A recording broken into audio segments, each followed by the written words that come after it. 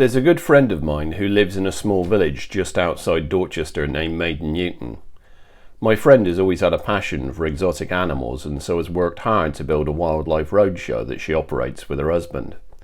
Unlike many other such roadshows, this one specialises in all manner of venomous creepy crawlies and large intimidating snakes.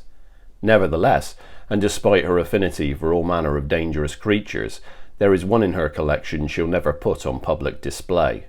One that had no earthly or legitimate business visiting a small West Country village in the first place, but one with which she has reached an accord.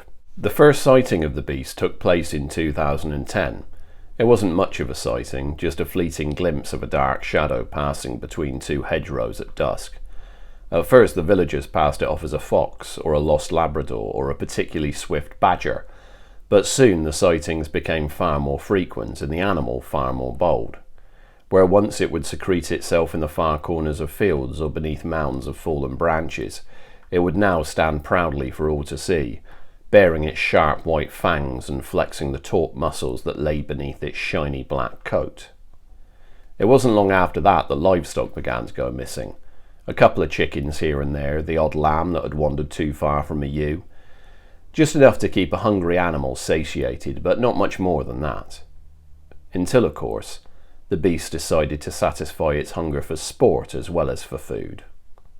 The moment that occurred, carcasses were found mauled but not consumed, and beloved family pets started to disappear. Then, the villagers began to hear low, threatening snarls and smell fetid, rotten meat as they walked through the streets close to dawn or dusk. Strangely enough, another curious thing happened as the beast began to prowl. No one knows why, but suddenly the village became beset with adders. Now, while they're nowhere near as venomous or life-threatening as their international cousins, adders are nonetheless a species of viper, and thus capable of administering a painful bite. As such, they are rarely a welcome sight in back gardens or on front porches, so, given her expertise with creatures of this type, my friend often found herself running between her neighbours' houses, with a snake hook in one hand and a canvas bag in the other.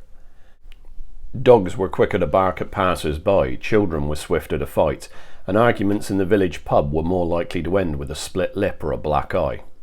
After months of this, the maulings, the adders, and the ever-present cloud of looming discord, a number of local men decided to band together and take action. Under cover of darkness, they would leave their houses with packs of baying hounds, stout sticks and shotguns broken across their arms.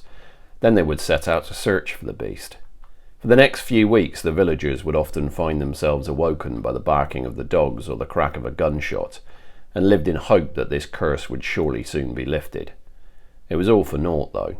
Despite their nightly forays into the fields, the only thing they ever caught was a fleeting glance of its glowing red eyes or the piercing sound of a hissed warning. After a short while, my friend, who also happens to follow the pagan path, had had enough and decided that another approach was likely to be more productive. At a time of her choosing, and with all the appropriate ceremony, she went into the local woods one night and there conversed with the great spirits that are still in residence. She explained the situation the village had found itself in and outlined the fears of those who called it home. Then she left an offering of strong cider and honey before humbly requesting their intervention. As these spirits speak in a language far more elegant and purposeful than our crude grunting, they signalled their receipt of her request with a quick chill wind that glanced across her face. A couple of weeks passed before any real changes were noticed, but soon enough the sightings of the beast became less frequent, the maulings less severe.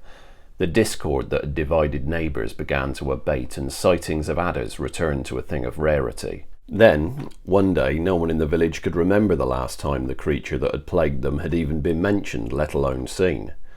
That very same day, my friend was tending to her garden when a lithe black she-cat appeared out of nowhere and settled in a patch of sun in front of her. From the look of her, it seemed like she hadn't eaten in weeks, so my friend fetched her some food, and after a little coaxing, watched her eat ravenously. She ended up keeping it in the end, and most days you can find it scouring the garden searching for prey. It's best not to look too close though, because if you do, you're likely to see its eyes flash a deep predatory red and feel a mysterious chill wind glance across your face. It's not dangerous, of course, not anymore, but it does raise questions few are willing to accept the answers to.